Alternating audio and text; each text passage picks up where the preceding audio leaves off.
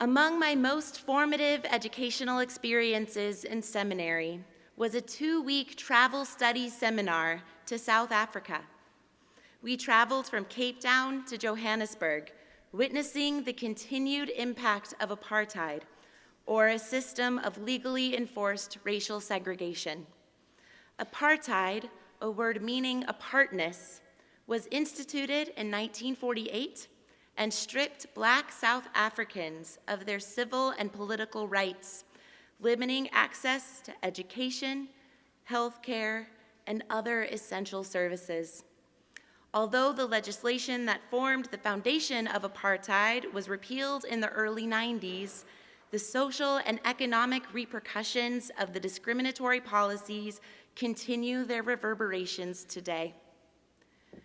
We attended lectures at the University of Stellenbosch, where theologians in the early 20th century had developed a theological rationale for apartheid.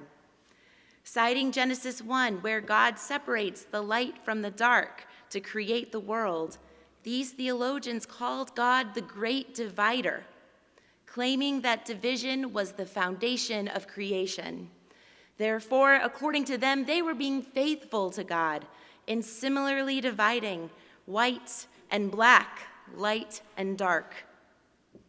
After our time in the comfortable university town, we left for Johannesburg, the center of the anti-apartheid struggle. Thus far, we had heard the struggle against apartheid narrated in familiar terms, from an academic and theological and predominantly white perspective. But here, the history of apartheid wasn't being told from the perspectives of the ones who were grappling with their role in injustice. We were now confronted with the stories of the people who had themselves survived decades of unspeakable cruelty. We watched testimonies from the Truth and Reconciliation Commission, founded to investigate the human rights violations that occurred in the 4.5 decades of legalized apartheid. By holding space for these narratives, the Truth and Reconciliation Commission sought to honor the experiences of victims in the past and allow these stories to shape their collective identity, guiding them toward a more unified future. The experience was not only heart-wrenching, it was disorienting. Not only were the stories of the victims far more painful than the relatively detached academic perspective from the professors at the University of Stellenbosch, but the very framework they used to tell these stories was radically different.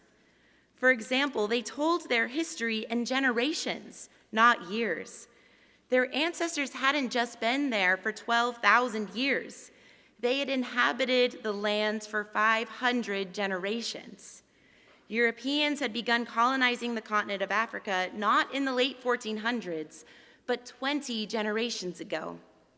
Their ancestors struggled against apartheid just 1, maybe 2 generations earlier. Something so seemingly basic as the way we measure time can shape our stories, how we understand our history, and how we recognize its impact in the present. The way we tell our stories reveals our values. For Black South Africans in Johannesburg, perhaps narrating the past through generations was how they remained rooted in the story of their ancestors. Perhaps it was a way of reclaiming the narrative through the framework of their own story that shaped their collective identity and allowed their past to inform their identity going forward. For me, a Westerner who grew up memorizing years and dates along a very linear timeline, the stories were disorienting not just because of the content, but also because of the different frameworks that they employed to tell those stories. I thought about this experience of disorientation reading our text from today from the book of Joshua, said to have taken place approximately 137 generations ago. The Israelites had finally arrived at the threshold of the land God had promised their ancestor Abraham. This was the culmination of their journey, the fulfillment of God's promise, a moment that was filled with anticipation as they remembered their past to prepare for the future. Joshua invites all the Israelites to the town of Shechem in the central highlands of Israel for a ceremony to renew the covenant with their God. He begins narrating the story of the Israelites in an unexpected place, not with Abraham, but with Abraham's father. He says, "Long ago your ancestors lived on the other side of the Euphrates. They served other gods. Among them was Terah, the father of Abraham and Nahor." So Joshua's decision to frame this story would likely have been deeply disorienting. Abraham, whose very name is associated with monotheism, at one point in his life worshiped other gods, along with his father and all the generations that came before him. Framing the story beginning with Abraham's father presents the Israelites with a real choice, reminding them that their ancestral heritage included polytheism. So just as Abraham made an intentional choice to turn away from the gods of his ancestors generations earlier, so too do the Israelites have a choice before them. Joshua then offers the people a narrative of their journey with God through their freedom from enslavement in Egypt and through the wilderness. And woven throughout this narrative is the presence and the grace of God. As a result of God's divine actions, the Israelites will now live in a land which they did not labor, dwell in houses they did not build, and harvest greens they did not plant. This may have been among the first time that the Israelites had heard such a sweeping account of their history. In this threshold moment, Joshua offers them a re-narration of the stories that grounded their collective identity. Joshua is not only asking them if they will serve the Lord. Underlying this decision is another central question. Do we accept Joshua's narration of our past, one punctuated with God's activity, recognizing that this theologized version of history will shape the way that we choose to live for years to come? Just as the Truth and Reconciliation Commission in South Africa sought to re-narrate their past to guide their future, the Israelites' decision to accept this narration of their past is a choice to shape their collective identity, which will lead to a unified approach in how they face their future. The people answer with a resounding yes. Astonishingly, Joshua tells them, you can't serve the Lord. It's not enough to just make this choice once. They must make the choice again and again. Joshua focuses their attention on the character of God that they're promising to serve. This God isn't like other gods, and the stakes are higher than they can imagine. Again, Joshua has layered another disorienting narrative on top of the first. But still, the people said, the Lord is the one we will serve. But Joshua pushes them one last time. He says, you are witnesses against yourselves that you have chosen to serve the Lord. And the people readily proclaim, we are witnesses. I wonder if at that moment they realized that their words echoed the words spoken by a generation earlier. And that generation who had promised to serve the Lord were witnesses against themselves, when almost immediately after entering into a covenant with God, they turned away. But the descendants of those present at this covenant renewal would have heard those words differently. The book of Joshua was written almost 900 years later after the ceremony occurred, around 36 generations later. The author recorded this story in a time of exile, written for and among people who had lost the land that they had once inhabited. The book of Joshua is a retelling of history colored by a hope for repossession of the land. These descendants living in exile would have been astounded, disoriented by this narration of their history. The very framework that Joshua used to tell the story would have been disorienting to a people who felt powerless, a people who perhaps felt like the perpetual younger brother among the nations. According to the author, much earlier in this text, God had commanded Joshua to engage in a holy war designed to cleanse Canaan of all non-Israelites and eliminate all temptations to worship other gods. This same author in Deuteronomy had written that God instructed Joshua, "You shall not let anything that breathes remain alive. You shall annihilate them." To imagine themselves as a mighty military force was to imagine themselves as immensely powerful in a moment that they felt profoundly powerless. But there's another reason, too, that the descendants of this ceremony would have been astounded to hear the story told in this way. The genocide described in Joshua never actually took place.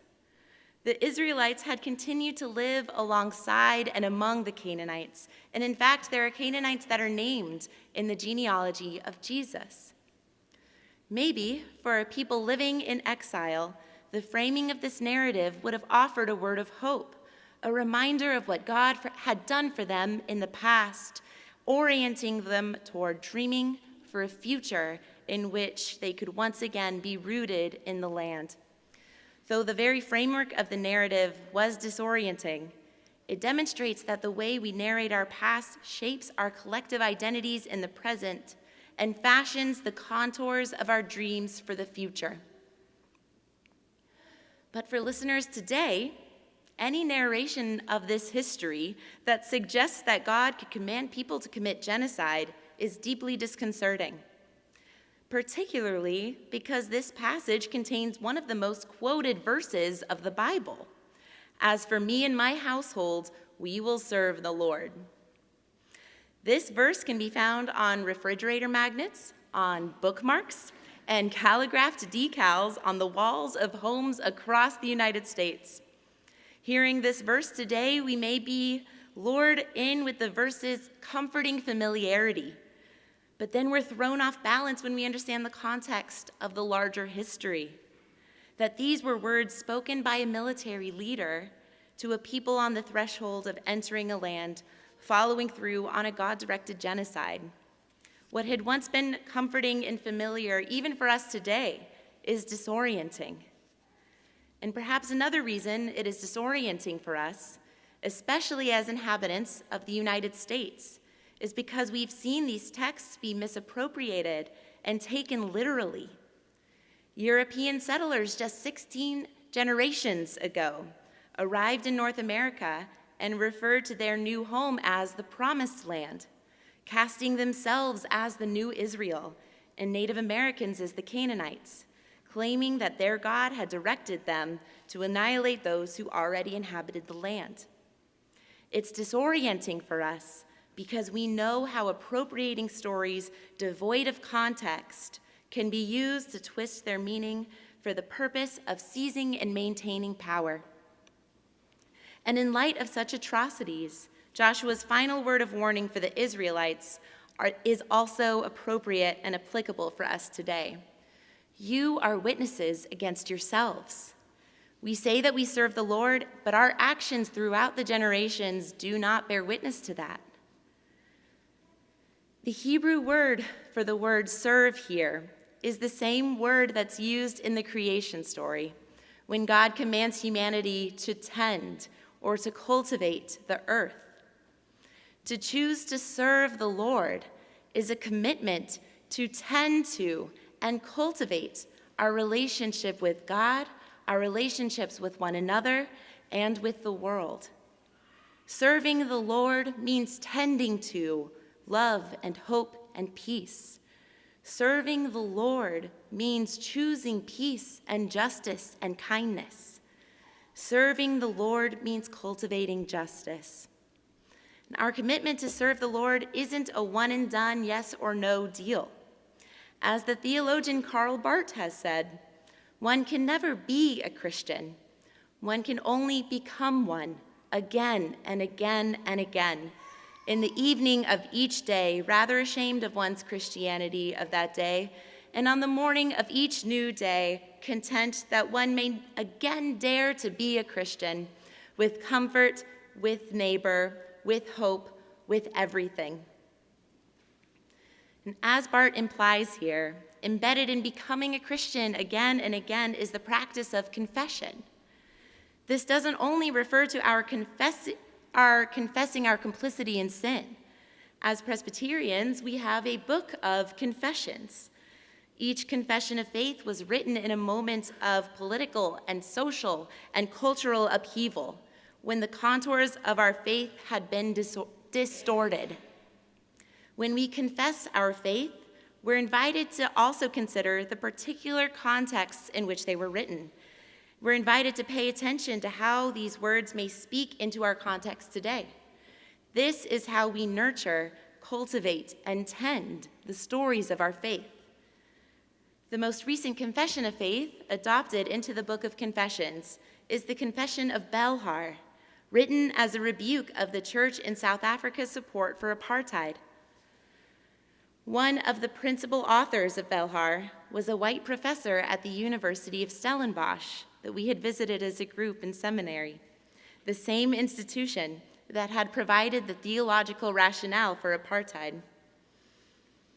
This is an astounding example of what it means to be disoriented by the distortion of the stories of our faith, to confess our complicity, and to allow the narration of our past to shape our collective identities as the people of God and inform our actions moving forward. These 15 verses of Joshua hold a multiplicity of narrative threads that intersect and contradict one another. They are layered with multiple interpretations, first within the story, then for the first audience of the book in exile, and then again for us today. And just as Joshua pushed the Israelites to confess their faith again and again and again, we are invited to do the same. Because hearing new perspectives, stories told in a new and unfamiliar and surprising way, push us to be more faithful. When we hold these competing narratives in tension, we will experience disorientation, and that's good news. When we experience disorientation, we are being invited to ask ourselves, are we really serving the Lord? We need to pay attention to stories that disorient us. We need to hold competing narrative threads loosely and with humility. Because when we try to hold firm to a single story, we are in danger of being witnesses against ourselves. We are called to cultivate competing narratives and to tend to relationships that invite us into new, disorienting perspectives. We are called to refuse narrative certainty, particularly with the stories of our faith. To serve the Lord is to confess our disorientation so that we might remain open to being oriented toward love and justice and peace.